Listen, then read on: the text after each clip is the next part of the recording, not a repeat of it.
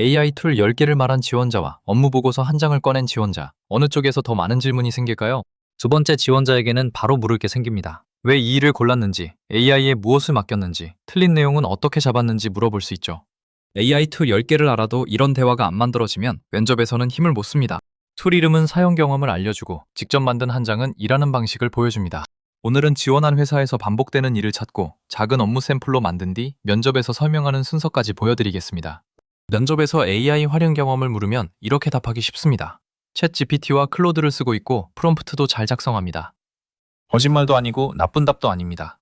다만 이 말만으로는 지원자가 회사에서 어떤 일을 맡을 수 있는지 알기 어렵습니다. 회사 이름을 바꿔도 똑같이 말할 수 있기 때문입니다. 툴과 기능을 길게 설명할수록 어떤 자료를 다뤘고 무엇을 직접 판단했는지는 뒤로 밀립니다. 첫 문장을 바꿔보세요. 공개 자료로 주간 경쟁사 브리핑을 만들었고 AI가 묶은 항목을 원문과 다시 대조했습니다.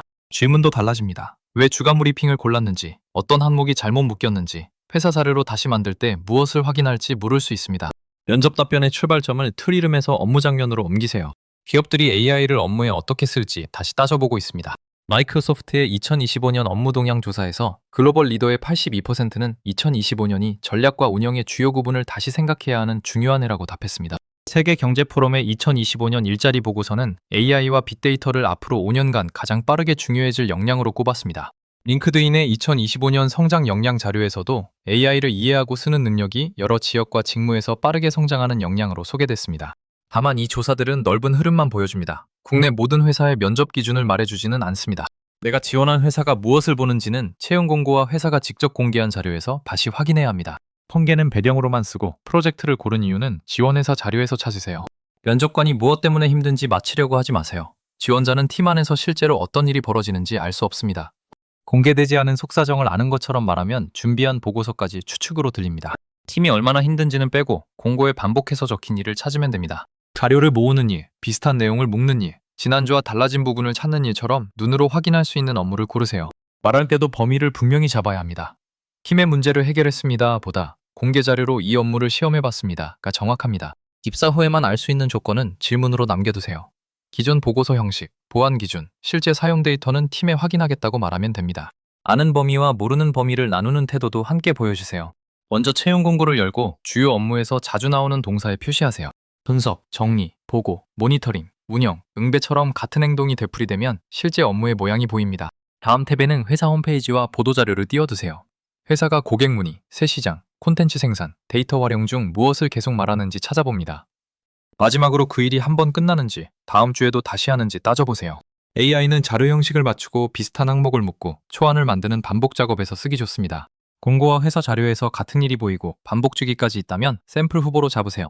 예를 들어 공고의 경쟁사 모니터링과 주간 보고가 함께 나오고 회사가 새 시장 진출을 발표했다면 주간 경쟁사 브리핑을 고른 이유가 생깁니다. 공고 한 줄을 보고 바로 만들지 말고 적어도 두 군데에서 같은 업무를 확인해 보세요.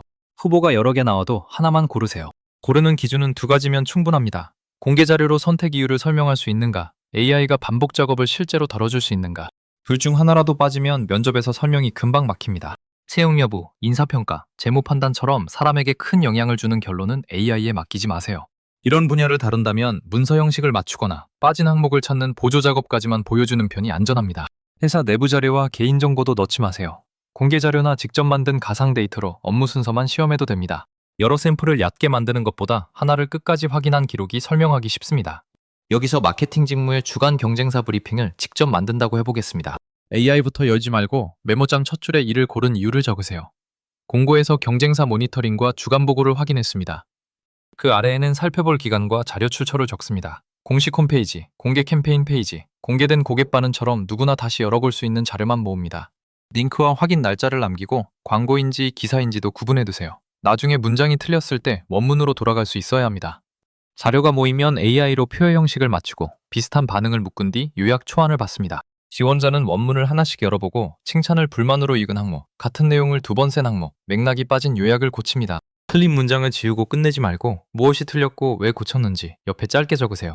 완성한 한 장에는 이번 주에 달라진 내용, 확인한 출처, AI가 실수한 사례, 다음 주에 계속 볼 항목이 들어갑니다. 시간을 줄였다는 말은 직접 재봤을 때만 쓰세요. 재지 않았다면 몇 퍼센트 빨라졌다는 숫자는 빼면 됩니다. 화려한 자동화 화면이 없어도 괜찮습니다. 이 한 장이면 자료를 고르고 확인하고 고친 과정까지 설명할 수 있습니다. 기획이나 운영 직무라면 공개 리뷰나 직접 만든 가상 고객 문의로 VOC 보고서를 만들 수 있습니다. AI로 비슷한 문의를 묶어보되 중복된 글과 반어 표현, 분류에서 빠진 소수 의견은 직접 다시 읽어야 합니다. 문의가 많이 나왔다고 개선 순위까지 자동으로 정하지 마세요. 적게 나와도 피해가 큰 문제와 실제 운영 조건은 담당자가 판단해야 합니다. 보고서에는 분류 기준과 대표 사례를 넣고 아직 답을 못 낸 질문도 남겨두세요. 인사 직무라면 회사가 공개한 채용 정보로 지원자, FAQ와 확인표를 만들 수 있습니다. 공고와 채용 페이지의 문장을 질문별로 묶은 뒤 공개되지 않은 제도를 AI가 지어내지 않았는지 확인하세요. 차별로 읽힐 표현과 실제 공고에 없는 답변도 직접 걸러야 합니다. 지원자를 뽑거나 점수를 매기는 일은 AI 사례에서 빼고 공개 정보를 정확하게 안내하는 범위에서 끝내세요. 면접에서는 AI가 분석했습니다 라는 문장을 조심해야 합니다. 그 한마디에 자료를 고른 사람과 오류를 잡은 사람이 모두 사라집니다.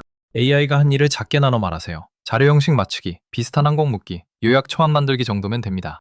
그 다음 직접 한 행동을 붙이세요. 원문을 대조했고 잘못 묶인 항목을 나눴고 빠진 예외를 추가했다고 말하는 겁니다. 예를 들면 이렇게 말할 수 있습니다. AI가 고객 반응을 주제별로 묶었고 저는 원문을 다시 읽어 뜻이 다른 항목을 분리했습니다. 모든 오류를 잡았다고 장담할 필요도 없습니다. 확인하지 못한 부분과 추가로 필요한 자료를 함께 말하면 됩니다. 약한 답변부터 들어보겠습니다. 챗 GPT와 클로드를 자주 쓰고 프롬프트 작성과 자동화도 잘합니다. 이 답변을 공고에서 확인한 업무, 만든 샘플, AI가 한 일, 직접 확인한 내용, 입사 후 물어볼 조건 순서로 바꿔보겠습니다. 채용 공고에서 고객 반응을 정리해 보고하는 업무를 확인했습니다. 같은 작업이 반복되고 공개 자료로도 시험할 수 있어서 이 일을 골랐습니다. 공개된 고객 반응으로 주간 브리핑을 만들었고 AI로 자료 형식을 맞추고 비슷한 항목을 묶었습니다. 저는 원문을 다시 열어 잘못 분류된 반응과 출처가 빠진 문장을 고쳤습니다. 공개 정보로 만든 샘플이어서 실제 회사 데이터와는 다릅니다. 입사 후에는 팀이 쓰는 보고서 형식과 보안 기준을 먼저 확인하겠습니다.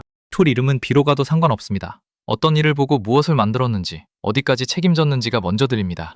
직접 만든 샘플을 이 5문장으로 소리내 설명해 보세요. 막히는 문장이 있으면 작업에서 빠진 부분도 찾을 수 있습니다. 회사 자료가 없는데 어떻게 만드나요? 공개 자료와 가상 데이터만 쓰면 됩니다. 회사 성과를 분석했다고 꾸미지 말고 업무 순서를 연습한 샘플이라고 밝히세요. 디자인을 못하는데 괜찮나요? 표 1개와 짧은 설명이면 충분합니다. 예쁜 화면보다 출처와 수정 기록을 먼저 보여주세요. AI가 틀릴까봐 걱정됩니다. 그 오류를 찾고 고친 기록이 바로 지원자가 보여줄 부분입니다.